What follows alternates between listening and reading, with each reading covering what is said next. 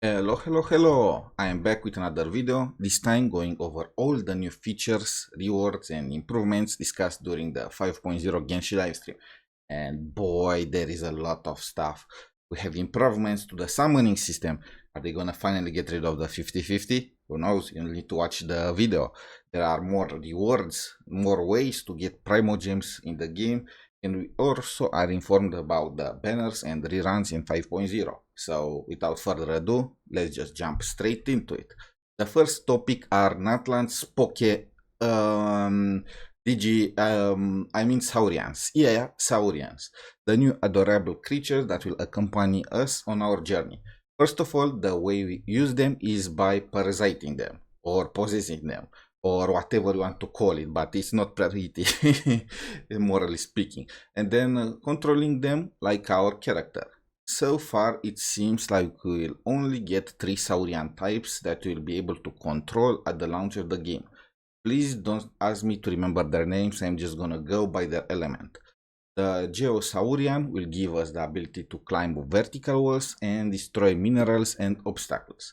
The Hydrosaurian is, to be honest, the least impressive of the bunch, even though in my opinion it has one of the best designs, but I digress. It will enable us to travel through water and, if I am not mistaken, through lava rivers or whatever is the Natlan equivalent of lava, at least. The Dendrosaurian took all the love, to be honest. Is not only able to be used as a grenade launcher when you feed it, but will also enable you to go full Tarzan across Natlan. So far, these 3 Saurians are the only ones confirmed, but since they correspond to the 3 tribes we are gonna meet in version 5.0, and there are 6 tribes in total, I think it's safe to say there are 3 more that are still awaiting to be revealed. Moving to new bosses, we'll have a Snorlax on a big guy, and I hope we have a very good explanation as to why we decide to beat this little guy. Well, big guy, but nonetheless, and a dragon, just the classic. Now, we are getting to the spicy stuff, the characters. First, Kachina. She is a 4-star Geopolar user, and we are gonna receive a copy for free as we progress through the Archon quest, similar to Quali. She has 2 modes of gameplay. She can either use her machinery, called Turbo Whirly, as a Geo-Oz, or she can ride the mecha in the battle herself. Similar with Kirara, she can use the Turbo Twirly to vertically escalate walls. Not exactly sure what will be the use when we'll already have a pet that will be able to also do that, but I guess as far as it is, we are not gonna be able to use the Saurians outside of Natlan, so there is that. Next, Mualani. She is a 5-star Hydro Catalyst user. She rides a shark in battle. She is very similar to Yelan in playstyle, as she marks enemies and deals increased damage against them. She also is able to walk on water, or better said, surf on water. Kawabanga! Finally, we have Kinich, a 5-star Dendro Claymore user. If you played League of Legends, then his playstyle will definitely remind you of Akshan. He grapples to an enemy and continuously attacks him. He can also charge his attacks. How the heck does this look like a Claymore user? Only Hoyo knows. His burst summons his companion, and you can think of it as a Giga Laser Beaming Dendros, or just Gaming Godzilla, whatever. Regarding the banners, in the first phase we will have Mualani and the Kazuhariran with Kachina on top. On the second phase we are gonna have Kinich and Raiden Shoguriran. I really do not wish to be a new player at times like this. These banners are just so damn stacked. Some of you might even be thinking of skipping the Natlan characters and just going for the reruns. Well, Hoyo thought about that. There is a new system in Natlan, what I like to call the Super Saiyan Natlan system. Natlan characters can be empowered and receive this amazing glow while in their home nation. Just look at it. Not gonna lie, I am very worried. If they make any mistake in designing it, they might either make Natlan characters completely trash anywhere outside of Natlan, or just straight up power creep all the existing characters. The traveler will also receive the Super Saiyan form, and I hope we also get some tattoos like Mualani to glow with it, but I digress. But not at the start of the game. Compared to other regions, you will not be able to get the Pyro element straight up, and will be unlocked most likely in future versions. There will be 5 new craftable weapons in Natlan, and you can receive 3 of them for free just by doing the Natlan web event. Wanna guess which? Well, the polearm, the catalyst, and the claymore. Yeah, they know what they are doing. They just give the free-to-play weapons for the characters that are gonna be in the first version. Now, I will interrupt this video for a short message from our sponsor. Press the like button and the notification bell. Subscribe! On that note, we'll also get 2 new artifact sets, so hope everyone got their resin saved up. There are some changes to the reputation system in Natlan. Instead of being centralized as for other regions, it will be split based on tribes. Increasing your reputation will unlock the specific tribe lore, and more importantly, will unlock the story quest for characters. And yes, the story quest will be locked behind reputation now, so get grinding. So far, only Mualani story quest was confirmed in 5.0, so you know what tribe to serve. And speaking of quests, now if you complete story or Archon quests in the version when they are launched, you will receive additional Primogem rewards. You heard that right. So far we know that the Archon quest in 5.0 will give 500 extra Primogems if you complete it in 5.0. Not sure about the rewards for story quests though. So if you are behind with the story, you better start catching up, as they already confirmed they plan to keep this model going forward in future versions. But not all is lost if you are miles from reaching Natlan or if you are a new player. In order to help newbies, a quick start function for the Archon quest was added. As long as you finish the Liyue quest and are at least AR28, you will be able to start the Natlan quest right away without going through Inazuma, Sumeru or Fontaine. Story quests will now also reward Ascension materials. According to Hoyo, completing the story quest of a character will enable you to get it to level 60 straight away without farming, or at least with minimal farming. I guess you still need to farm for Mora and XP.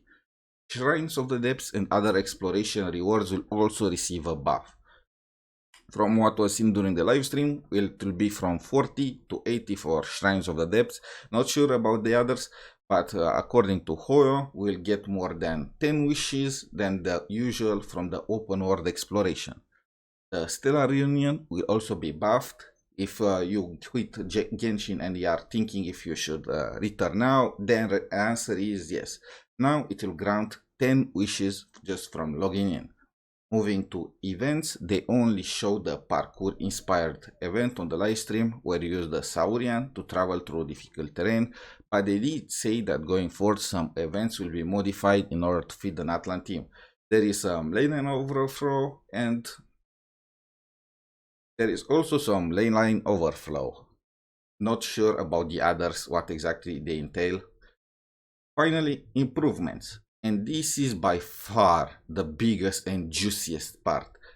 First, we will now be able to search the essential materials for characters directly on the map, like in the case of more materials. Finally, I can't believe it took so long. We should not need an interactive map in order to do something like this. It should be part of the game, and now it finally is. Second, the drops from some mobs will be increased. Not from all mobs, just the most annoying ones, just like Kariragi and Spectres. Then we finally get the rumored ward level 9. All drops from domains, bosses, you name it, it will be increased.